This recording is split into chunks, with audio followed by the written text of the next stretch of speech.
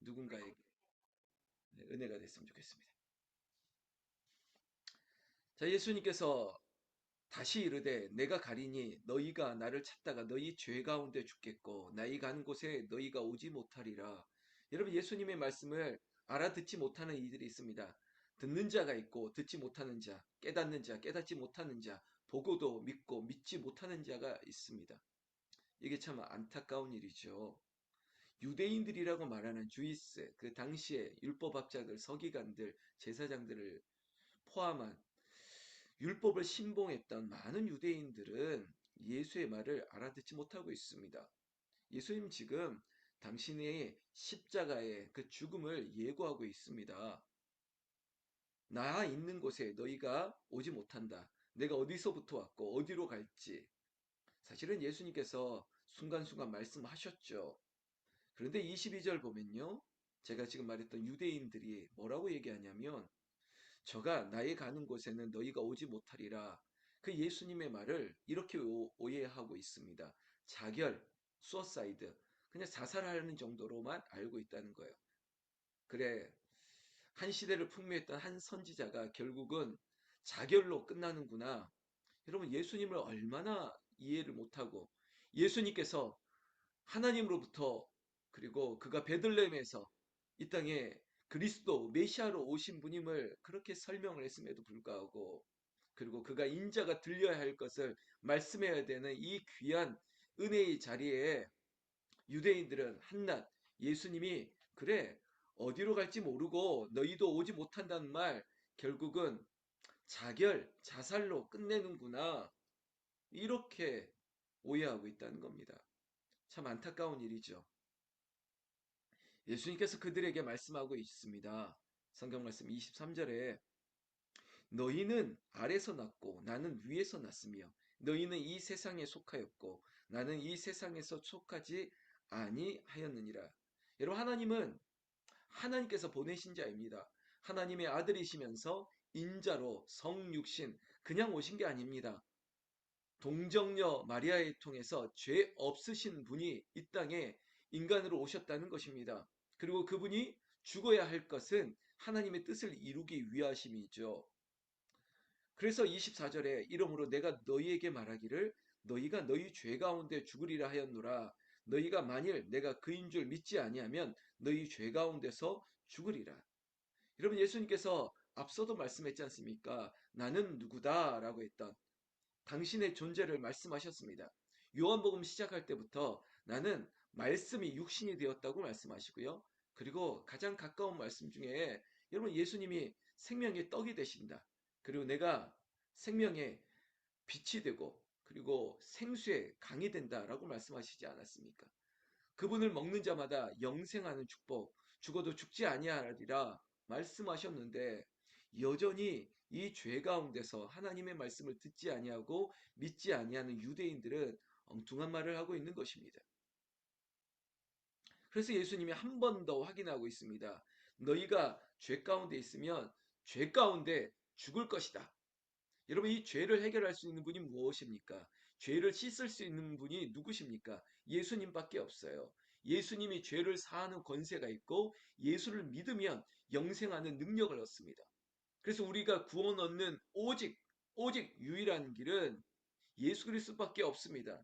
이 구원을 타협할 수도 없고요. 구원을 다른 말로도 설명할 수 없습니다. 오직 예수 그리스도를 믿음으로 말미암아 의롭게 되고 그 믿음이 우리를 영생하는 은혜로 이끌어주고 있습니다. 이거 말고는 없습니다. 이게 바로 복음이에요. 이게 진리입니다. 예수님이 이 복음 진리를 선포하고 있습니다.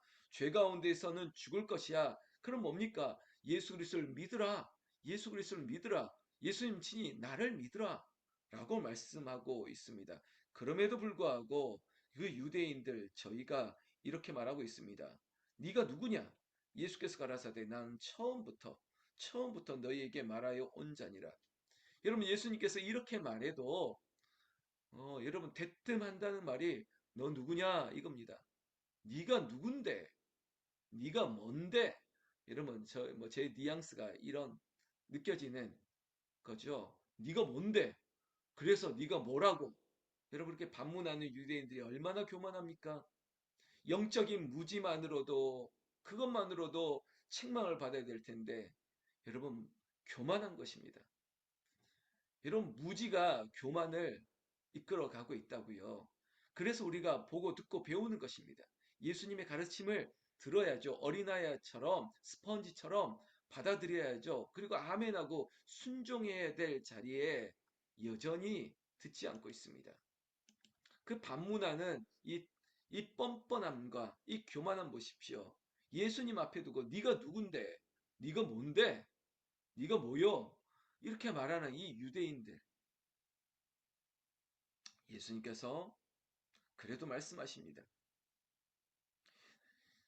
내가 너희를 대하여 말하고 판단할 것이 많으나 나를 보내신 이가 참되심에 내가 그에게 들은 그것을 세상에게 말하노라 하시되 여러분 이 세상을 향해서 애굽을 향해서 그리고 죄 많은 저 백성들을 향해서 예수님이 그래도 말씀하고 있다는 것입니다. 여러분 예수님이 선포하고 있어요. 어쩌면은 그 듣지 않는 자들 그리고 예수님을 대적하려고 했던 이 세상을 향해서 예수님이 그저 등을 돌리고 떠나셔도 될 건데 하나님의 뜻을 이루시기 위한 당신의 이 십자가 인자가 들려야 한다고 했지 않습니까?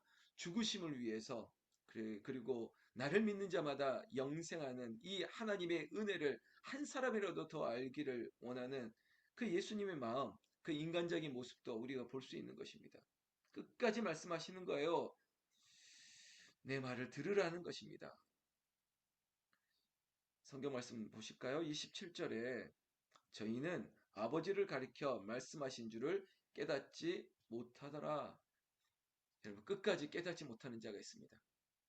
사랑하는 새벽을 깨우는 우리 불새 정말 새벽을 깨우는 여러 성령에 불타는 여러분 여러분과 우리는 말씀을 듣고 깨닫는 자 하나님께서 무슨 말씀을 그리고 우리에게 은밀한 중에 말씀하셔도 그리고 우리의 기도 가운데 무지한 나를 향해서 하나님께서 어떤 음성을 어떤 마음의 감동을 주시든지 깨닫는 자가 깨닫는 자가 되십시오.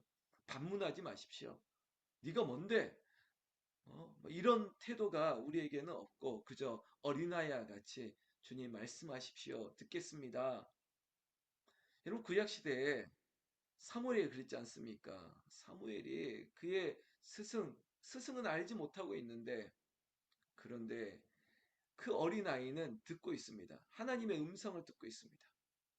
여러분, 누군가에게는 듣는데, 영적 무지와 게으름과 비대해져 가지고 듣지 못하는 인생이 되지 마시고, 항상 갈급한 마음으로 주님 말씀하시옵소서, 오늘도 오시옵소서, 저에게 깨닫는 은혜를 더하여 주시옵소서, 겸손하게 예수님을 사모하시길 바랍니다. 예수님께서 그들에게 말씀하시고 있습니다. 가라사대 너희는 인자를 든 후에 내가 그인 줄을 알고 또 내가 스스로 아무것도 하지 아니하고 오직 아버지께로 가르치신 대로 이런 것을 말하는 줄로 알리라. 여러분 결국은 죽어야만 깨닫습니까? 십자가에 매달린 그 예수를 보고 비로소 예수를 깨달을 수 있는 것입니까? 29절 계속 나를 보내신 이가 나와 함께 하시도다. 내가 항상 그의 기뻐하시는 일을 행함으로 나를 혼자 두지 아니하였느니라. 여러분 예수를 혼자 둔 적이 없습니다. 하나님은 늘 하나님의 그 처음부터 마지막까지 예수 그리스도를 통해서 세상에 있는 우리를 향한 그 아름다운 사랑 정말 갚을 수도 그리고 우리는 어떻게 비교할 수도 없는 그 사랑으로 우리에게 늘 한결같았습니다. 그래서 예수와 항상 함께 하셨던 것처럼 그 임마누엘의 하나님, 그 하나님이 지금도 이곳에 우리와 함께 하심을 믿습니다. 그 주님을 의지하는 것입니다. 그 주님과 함께 날마다 기가 막힌 새벽을 이끌어가고 있는 것이죠. 여러분 앞으로 이, 이 코로나 팬데믹이 오미크론이라고 하는 이 전염병, 이 변이 바이러스에서 끝나야 되지 않겠습니까? 어쩌면 이것이 뭐 많은 뭐 여러 가지 정보에 의하면 이런저런 말이 있더라도 제가 그런 정보를 의지해서 하는 말이 아니라 이쯤 되면 그만 끝났으면 좋겠습니다. 그러나 그게 하나님의 뜻에서 이루어져야 되는 거죠. 이 땅에 얼마나 많은 질병들이 있습니까? 우리가 흔히 알고 있는 이 감기, 독감 이런 것처럼 그냥 오미크론이 여기서 좀 끝났으면 좋겠습니다. 그래야죠. 언제까지 이러겠습니까? 하나님께서 우리를 불쌍히 여겨주시고 우리에게 향하신 하나님의 뜻은 알 수 없습니다. 세상을 향한 하나님의 경고하심이 있다 할지라도 그걸 그렇게 이해할 수 있다 할지라도 우리는 거기에 순응하지 않습니다. 아무것도 모르겠습니다. 그저 하나님의 뜻을 이루어 주시옵소서, 알게 하여 주시옵소서. 비록 부끄러운 구원일지라도 구원을 얻기를 원하는 그 영혼을 향해서 끝까지 기도하는 저와 여러분들이 되셔야 될 것 같습니다. 자, 예수님께서 한 번 더 그가 죽어야 될 것을 말씀하시고 그가 보내신 이가 그를 보내시니 나를 보내시니가 여호와 하나님인 것을 얘기하고 있습니다. 그때 여러분, 그래도 저는 개연성과 가능성을 본다면 이렇게 말씀하시고 난 뒤에 30절 많은 사람이 믿었다는 것입니다. 이게 저는 예수님의 마음인 거예요. 그래, 저 유대인들, 저 율법학자들, 서기관들, 제사장들 예수님의 말씀을 반의하고 예수님의 참뜻을 그렇게 혼동하게 만들고 우리를 미혹하는 영들이 있음에도 불구하고 그래도 예수님이 끝까지 당신이 누구이심을 말씀하고 있습니다. 우리가 오늘 새벽에 불렀던 찬송 두 곡, 예수님은 누구신가? 그리고 88장에 예수님이 나의 참 친구가 되어 주셔서 그런 예수님이 끝까지 포기하지 않는다는 거예요. 그 기분 나쁜 자리, 그 빈정대는 자리, 그 영적 교만함이 있는 저들과 상종을 안 하시고 거기서 가르침을 멈추시고 끝나버려도 되는데 끝까지 그들과 또 주위에 있는 사람들에게 당신의 십자가의 사역을 끝까지 설명하면서 하나님을 향한 그 사랑을 그들에게 간접적으로 말씀하지 않았습니까? 결국 이 예수님의 말씀을 듣고 많은 사람이 믿었다는 것입니다. 귀 있는 자는 들을지어다. 여러분, 모세 그 광야에서 불뱀에 물려 죽어가는 백성들을 향해서 모세가 선포했죠. 저, 저 동산 위에 저 꼭대기에 있는 저 놋뱀, 저 지팡이에 매달려 있는 놋뱀을 쳐다보면 살 거라고 얘기했습니다. 여러분 똑같이 들었습니다. 그럼에도 불구하고 교만한 자들, 무지한 자들, 저거 본다고 뭐가 달라질 게 있냐고. 그게 뭔데? 그게 뭔데? 여러분 그 지팡이가 예수 그리스도를 예포하는 상징 아닙니까? 여러분 네가 뭔데라고 말하는 유대인들 저것을 쳐다보고 믿으면 되는데 그게 뭐라고 네가 뭐여? 네가 뭔데? 이렇게 반문하는 사람이 있다 할지라도 그래도 예수님이 죄 있는 자들 나를 믿어야 된다. 끊임없이 구원의 초청을 말씀하실 때 많은 사람들이 믿었다는 것입니다. 여러분 우리가 어디에 서야 될지요. 예수님이 우리를 향한 구원의 그 놀라운 선포하심에 우리는 어떻게 되어야 될까요? 여러분 오늘 31절, 32절만 보고 우리가 기도할 텐데요.